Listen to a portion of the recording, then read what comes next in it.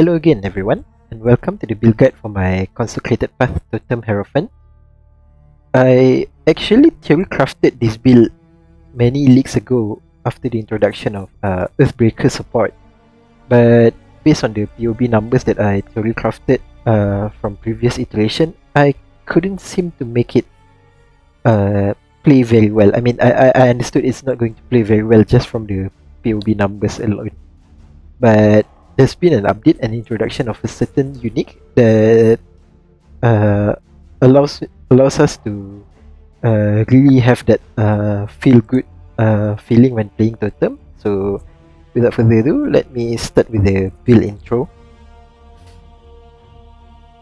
Okay, first up, let's look at the main skill that we'll be using. This is Consecrated Path. Consecrated Path is an attack skill where user strikes the ground to deal physical damage converted to fire damage and creates consecrated ground. This is quite important also for the build, which I'll cover later. And when targeting distant enemies, the user will teleport to the target. This skill basically allows you to have a more controllable flicker strike, if I can say that. When linked with Earthbreaker support, this is a new support gem introduced 3.15, which is, well, one of the worst league in my opinion for balancing back then, but whatever, that's all in the past. Earthbreaker allows the slam skill allows it to be supported to slam skill, so that the totem will use the skill when linked.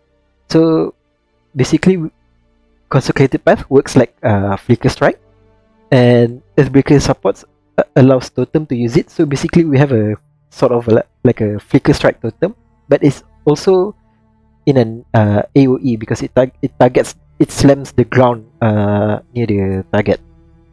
And the unique that I mentioned that was introduced is Wilma's Requital. This unique is a helmet slot, and it allows the increases and reduction to cast speed to apply to attack speed. This is extremely huge because it allows effects like Hiss or Onslaught that has equivalent amount of attack speed and cast speed to basically double its effect, because let's say Onslaught gives 20% attack speed and cast speed. So with this helmet, it gives us 40% total attack speed. That's huge. And so it also gives us Ancestral Bond. So this unique is purely for Totem build, just for your information. And basically, Consecrated Path Totem have already existed before, but most of the version that I found online are people playing strength stacking variation. As you can see here in PoE Ninja, I'm taking week 2 snapshot because I roughly reach endgame with my build during week 2. And you can see here, most of them are using Crown of Ice and Iron Fortress, which is integral to strength stacking build. And if we were to exclude this unique, you can see that only 3 people are actually playing the non-strength stacking variation. This guy is playing some sort of DOT damage over time build using Val Earthquake, so that's irrelevant to us. This is my character, JalanSuci, and there's another guy, Needs Ancestor. This guy is playing some Giga Brain build with lightning damage as Lucky and some mana and initial evasion stacking, but from what I can see, his build used quite a lot of expensive stuff to really make it work. So I mean, props to him for designing a 0.0% build on PoE Ninja.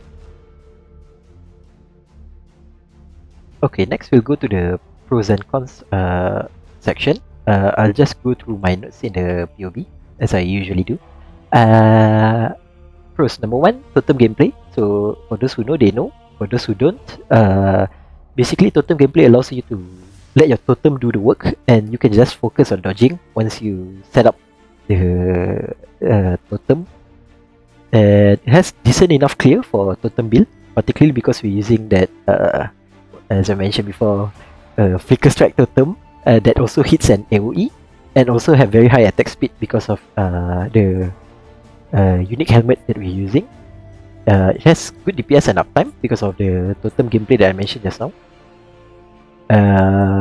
It has a decent amount of tankiness versus the standard strength stacker variation. I needed to cover this because the reason I didn't want to play a strength stacker variation is because there's too much of a gear restriction when it comes to strength stacking, because we need to have as much attribute as possible, so it can be hard to focus more on defense. And although this build cannot reach the ceiling of an expensive strength stacker variation, but when it comes to balance, I like this version much more because, for example, you can see here we're having more than 40,000 effective hit pool, and also decent enough pinnacle DPS for endgame. So when it comes to balance wise, I believe this version is much better. It's cheap to start end gear, which I'll cover in the gear section later. It's also fun as hell because I really didn't expect when you have your totem doing the flicker striking for you, it can be so much better than playing your own flicker strike. And I also forgot to mention that just now, even though it's cheap to start, we can still scale the build to more than 10 million DPS. As you can see here, the build is reaching 16 million, which is, for me, anything above 10 million is good enough for endgame. Next, we'll go to the cons. Totem gameplay. So, totem gameplay, there's a lot to cover. So, as an example, totems have an active range where they won't be active if you go out of certain range. So, for example, you cannot, once your totem flicker outside your range, they're not going to be active anymore to continuously chaining to the end of the map. That would be way too OP. And you need to understand totem limits when summoning, because we're using 3 different types of totem: Consecrated Path, Ancestral Protector, and Ancestral War Chief. So I'll cover this later in the build guide. And there's also this particular line which I probably won't be able to cover the entirety, because there's the wording issue when it comes to totem. Because, for example, curse enemies with flammability on hit, our ring can apply the flammability when our totem is hitting, or we are hitting, but we cannot gain charges from our totem kill. So there's some weird wording when it comes to you when playing totem. What does you really mean? Okay, next is we have fluctuating DPS because it's dependent on Ancestral Protector and Ancestral War Chief buff. Protector buff we can keep up at all time, but War Chief we might not be able to. So if we turn it off, our DPS will drop a lot, but it's still almost 10 million. So just showing how much War Chief will give, how much damage War Chief will give us. It's unique dependent. Like most of my build, I like to play around with unique interactions. Can have too many buttons to play, so I'm recommending a separate gameplay style for mapping and bossing. You can read it up right here, above the buff right here. You need to be aware of composition of summon totems. So this is tied back to the totem gameplay on understanding totem limits and whatnot. And finally, your mana can deplete too much. This is because we're taking our last Ascendancy, where damage is taken from mana before life. So, for example, if you jump into a mob packs and they're hitting you until your mana depletes, you might not be getting out of that situation unless you have a Quartz Flask or something. So that's about covers it for the pros and cons. Okay, next we'll go on the offensive and defensive layers of the build. Okay, number one, we're playing a fire and forget style totem. So just summon and then let them do the work. Already covered here in the process section previously. Number two, using hits can be evaded from Lycoside's shield. So this solves our accuracy problem. And then elemental overload, where because we're not taking a precise technique, we can crit. So but because it's hard to invest on crit for the build, we're using elemental overload to have to allows us to scale the non-critical and non-accuracy pathway. And next, Avatar Fire, which converts all of the damage to fire, and we're using one of my favorite unique in the game, Frost Breath, because I don't know why it's so cheap, because it's basically paradoxical for mace build. Only for this particular line at the bottom, where attacks with this weapon deal double damage to chill enemies, and we're using Skitterbots to apply persistent chill, so we never have any problem with inflicting chill for the enemy. So that basically turns any damage into double damage. Any flat added damage is basically twice as valuable for Frost Breath. We're using also Calm Spirit, which changes our HP regeneration to Rage, and the build has roughly 7, like more than 5 Rage regeneration per second, so it allows us to maintain persistent Berserk when binding on left click. Our high HP regen is something that we get from Consecrated Ground, which is created from the Totem Consecrated Path, and also Ritual of Awakening, this Ascendancy right here. Where is it? Here, you and your totems regenerate 1% life per second for each summoned totem, and we basically have 6 totems in total, so that's 6% life regen right there. And finally, Wilma's Requital, which is what the build is built around, by stacking certain buffs like Onslaught or Valhaste. It allows us to have a very high increase in attack speed. For defensive layers, it's armor based. We're using Determination. We have 4 permanent endurance charges. This is from the Ascendancy. Where is it? Conviction of Power, which allows us to have permanent endurance charges and some chance to block from the shield. We'll also have stun immunity from Brian King Pantheon, so just thought I'd cover that. Number 2, Fire and Forget Style Totem. As mentioned previously, we can focus on dodging once we have our totem set up. Number 3, we have Life Recoup from this tree right here, which allows damage taken to be recouped as life, because this basically changes the allows us to cover the blind spot of not having regeneration because of Calm Spirit, and allows us to have a certain amount of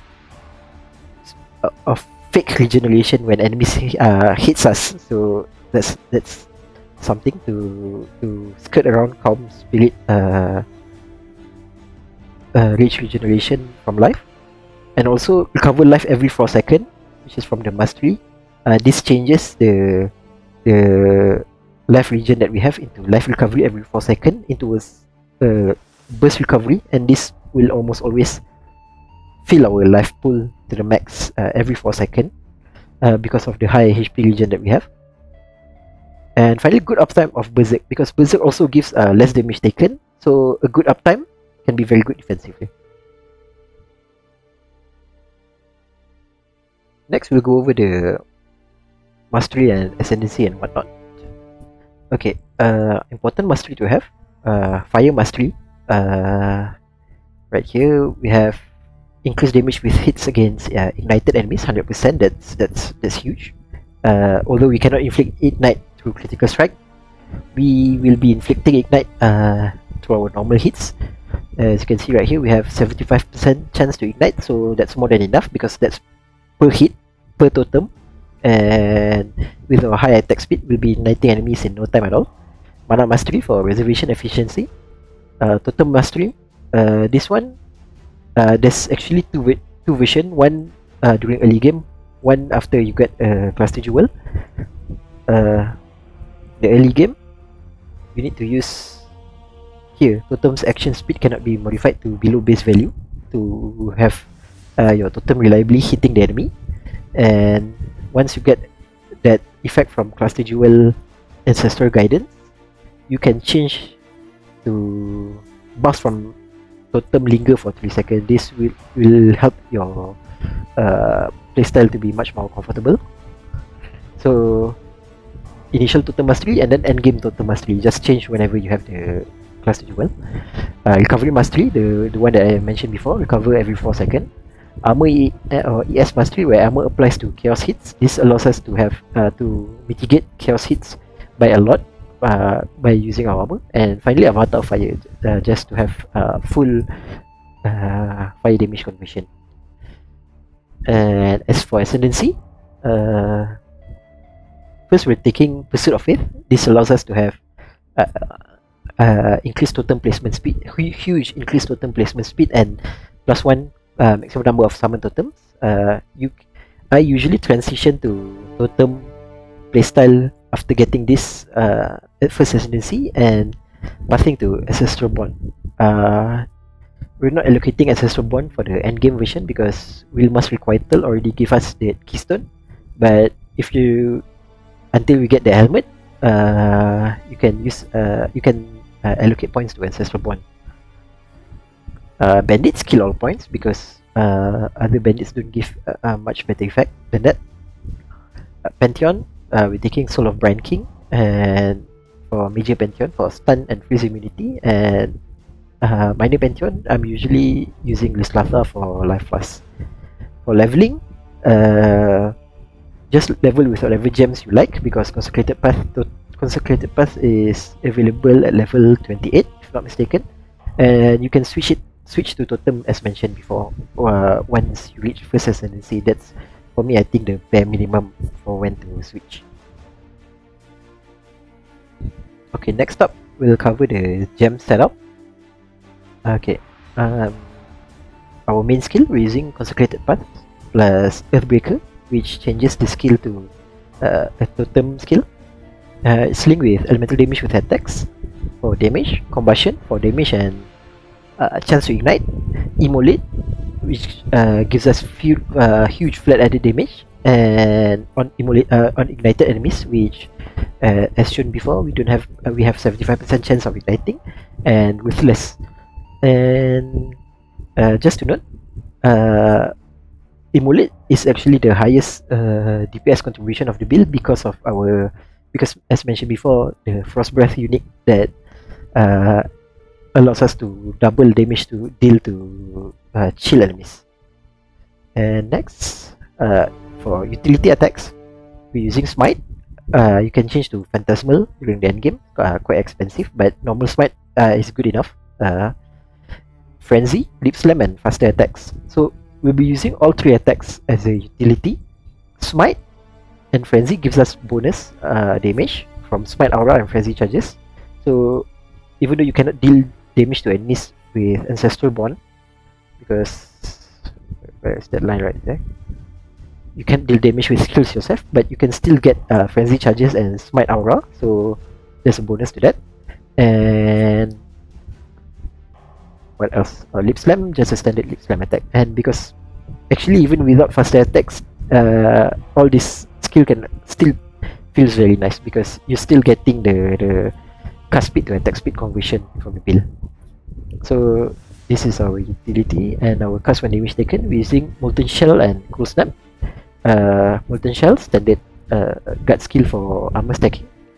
Cool Snap, because it allows us to generate frenzy charges during mapping. Whenever we cast, it will auto generate an AoE where when an enemy dies inside the field, there's a chance to gain frenzy charges. So we don't have to press frenzy during mapping. Hence the split gameplay style that I mentioned at the top of the note section. Aura, socketed in helmet for reservation efficiency. We're using corrupted version with reservation 90% cost and reservation multiplier. Our aura is determination, anger, Valhace, and summon Skitterbots. Summon Skitterbots is very important to have it up when using Frost Breath, and Valhace to be used when needed during bossing most of the time. Our utility totems, we're using Val Ancestral Warchief, Ancestral Protector, Multiple Totem, and Culling Strike. So just a heads up, our global totem limit is 3, because one from global, one from Ascendancy, and another from Ancestor Bond. So our main totem will have 3 totem limit, and this one, because we link to multiple totem, will have extra totem limit, which is only local for that totem. For Ancestral Protector, we'll have 5. For Ancestral War Chief, we'll actually have 5 also. But for Val Ancestral War Chief, there's a line that says +1 to maximum totem, so it gives us 6. So basically, to simplify, your first, second, and third totems are Consecrated Path totems. Your 4th and 5th are Ancestral Protector totems, and your 6th will be Ancestral War Chief, or can be 5th and 6th. Either way, you really need to have one of each up, so it doesn't matter you have 2 protectors, 1 War Chief, or 1 protector, 2 War Chiefs, as long as you're getting the buff, because that's the only thing we're interested in. And utility, Berserk, don't need to be linked, just put to left mouse button once we have Calm Spirit for Rage Regen.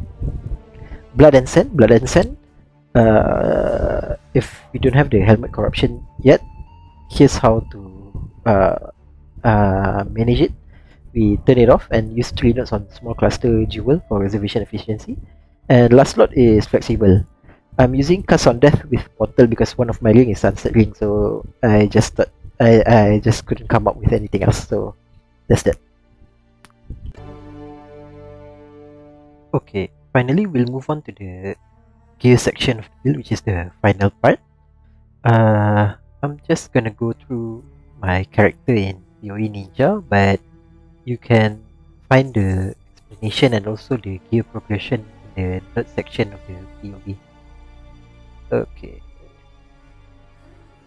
So first up is our weapon. We're using Frost Breath as mentioned before. As mentioned, just make sure you have Skitterbot's Aura running when you start using the Frost Breath, because of the attacks with this weapon deal double damage to enemies. And for our shield, we're using Lycos Day. Actually, the only reason we're using this is because your hits cannot be evaded, which solves all of our accuracy issue, which can be quite difficult for Templar starting position. Our body armor, we're using Double Influence, Searing Exalt, and Eater of Worlds implicit. The implicits that we're looking for are Increase Effect of Curse Aura and also Anger Effect. I'm using just a T1 Eldritch Embers for my chest piece, but you can always upgrade it for tier 6 and tier 3 respectively if you want. I just wanted to upgrade my other gear slots first, so I just leave it like that. And the prefixes and suffixes are the recommended prefixes and suffixes are armor and resistances, as much as you can. And for our helmet, we're using a Wilma's Requital. As mentioned, we need to use corrupted Wilma with 90% cost and reservation multiplier to fit in our aura setup. And the best enchantment that we can get is actually Ancestral Protector has 18% attack speed buff, because let's check POV. Because although it states there we only get 18% increased attack speed, because of the skill tree and investment into Ancestral Protector buff, we're actually getting, where is it? Here, attack speed up to 32% from that enchantment alone, so it's huge. It's like, I'm pretty sure it's like 10% of the entire DPS increment, of the full DPS increment of the build. Next is our glove. We're using Calm Spirit for converting our life recovery into rich regeneration. You can upgrade to a corrupted one with +1 maximum frenzy charges later. For endgame version, for boots, we're using Legacy of Fury with increased with nearby enemies effect. Nearby enemies are scorched. Just a reminder, the scorch radius is only 30 units, so it's quite close. So you need to circle around the tougher enemy if you want it to apply. And also for enchantment, we're using damage penetrate 10% of enemy elemental resistances if you haven't killed recently, and because our totem kill is not equal to our own kill, so that effect will always activate because we have ancestral bond, which where is it? No, it's not here because I'm getting from the ancestral bond from the helmet, which makes it so that we cannot damage the enemy. So we also cannot kill enemy because of that particular keystone. And now for our ring, we're using Polaric Devastation on left slot to cover enemy in ash when you ignite, and also on the right ring slot we're using flammability on hit ring with life and resistances. For belt, normal Stygian Vice with life and resistances. Abyss Jewel, we're using life plus flat added fire. Cold and lightning damage also works because we're using Avatar of Fire, but flat fire works best. And for our amulet, we're using rare amulet with dexterity rolls and also as much damage node as possible. Enchantment, we're using charisma for reservation efficiency to allow us to slot in our aura setup. For flask, we're using bleeding life flask and basalt flask, granite flask, amethyst flask, and sulfur flask. Suffixes that you want are increased armor, cast speed, attack speed, and reduce effect of curses. This is not perfect yet, but it's basically the ideal suffixes that we want. I don't know why I have it. I was only focusing on attack speed and cast speed. That's why this two is the only finished flask that I have. For cluster jewel, we're using large cluster jewel with corrosive elements and prismatic heart. This two node allows us to prismatic heart is just for elemental damage and resistances, which is nice all around. Corrosive element allows us to apply fire exposure on hit, so this is our source of exposure. And then one medium cluster jewel with Sleepless Sentry for onslaught on summon, which will always be up, and increase effect of buff plus action speed cannot be modified below base value from Ancestral Guidance. Small cluster jewel, we're using mana reservation efficiency jewel with his mana reservation and also determination mana reservation. You can also slot in anger aura determination. It's 2 out of 3. You can choose either way which one you want. And what else? Jewel, impossible escape that allows us to allocate near iron reflexes for Panopticon and Ironwood. Panopticon is huge damage buff because of the increased effect of buff for Ancestral Totem, which works for Protector and Warchief both. And what else? Watcher's Eye with anger fire damage penetration and also determination for additional physical damage reduction. And also lastly Lethal Pride for chance to intimidate on hit, and also totem damage, melee damage, as much damage as you can fit into. And that's about it for the gear section. As mentioned, you can also read up on the note section because I've covered the gear progression from budget to endgame version. And basically we've reached the end of the build guide. So I always forgot to mention tattoos. You can, as usual, pick whatever you want. The only thing that I need to note is +1 level to all strength skill gem. This is quite good for our DPS, and also loyalty tattoo so that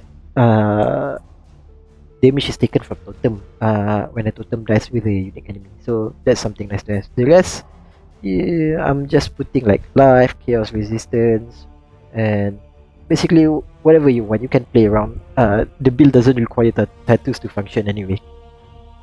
And that's about it. As usual, if you have any question, feel free to post in the comment section or the forum, whichever you're watching this from, and I'll be sure to answer any queries when I have the free time. And I hope you enjoy the playstyle of this totem build as much as I did. And that's all. Bye!